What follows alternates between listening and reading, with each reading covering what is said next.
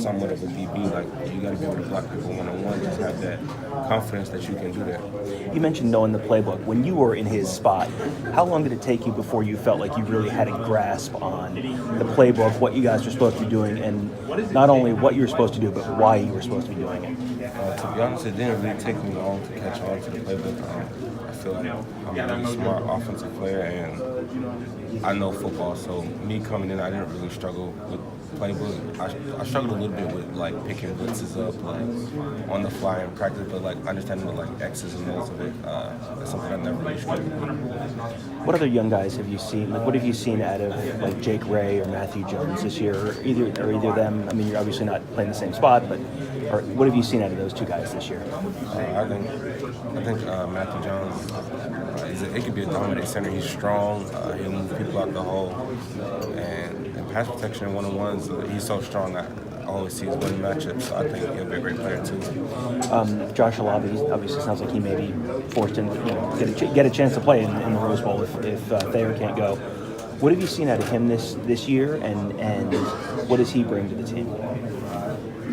He's an old guy, so he's got a little bit of experience.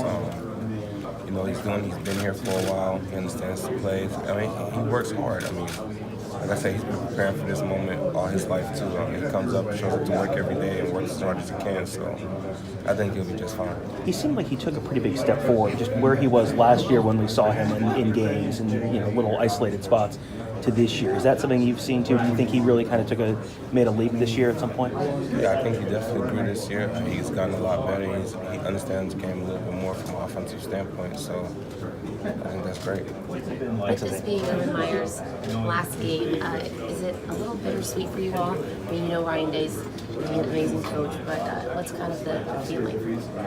It's definitely just, I don't know. It's just weird to think about. Like, I came in with Coach Meyer, and like he's really retiring. Like, he's like a second father to us, and it's like, dang, Coach, like you really retiring. Like, it's crazy to think about. It's bittersweet, but I mean, I'm a senior, so I was leaving regardless. So it didn't really bother me.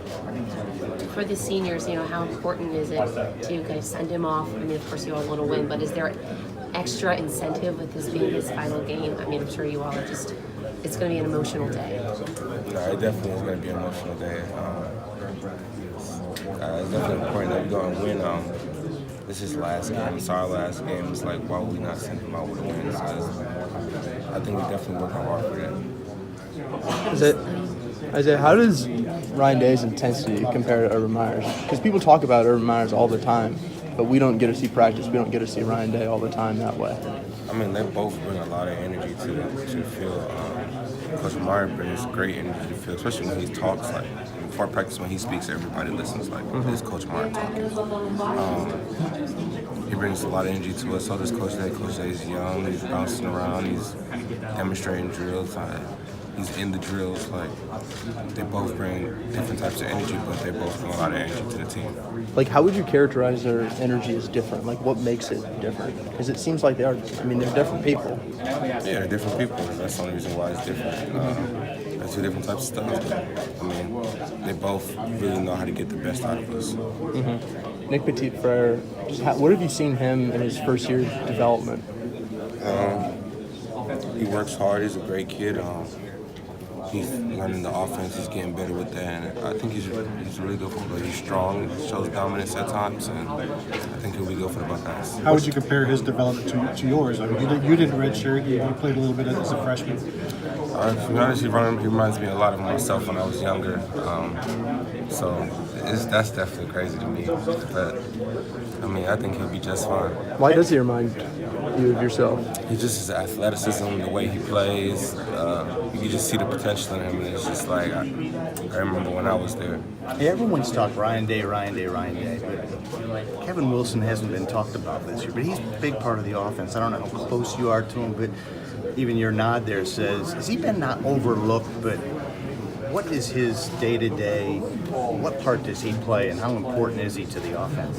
I think Coach Wilson plays a huge role in our offense. I think all our assistant coaches play a huge role in our offense. Everyone, Coach Wilson, Coach Hartline, Coach Stud, Coach Alfred, Coach Hinton, like they all play a great role in our offense. What's Kevin Wilson bring to the? He brings a toughness to our offense, like a different type of swag, because he's an offensive line guy, so he definitely brings that toughness. Because Coach Day can be finesse sometimes, but an offensive line guy. He wants to run the ball. He wants to hit people. He just brings that toughness out of our offense, and I think we need that sometimes. Do you have a favorite Urban Meyer moment or memory? I got so many, I don't know. What's the first one that comes to your mind? First one with Coach Meyer that comes to my mind. I want to say Penn State, 2017. Those last few plays of the game, just getting to the sideline, everybody was just so calm, just looking in his eyes, and he was just like, "What play y'all want to run?" And he told him, it just worked out. It was just that moment after the game was just like, wow. What does he do during Michigan to prepare for Michigan that leads to 7-0 success? If you had to just summarize. I mean, we prepare for Michigan every day of the year, 365. With our Team Up North program in the weight room with Coach Mick, our head strength and conditioning coach, we prepare for them all year. That's something we think we work hard to.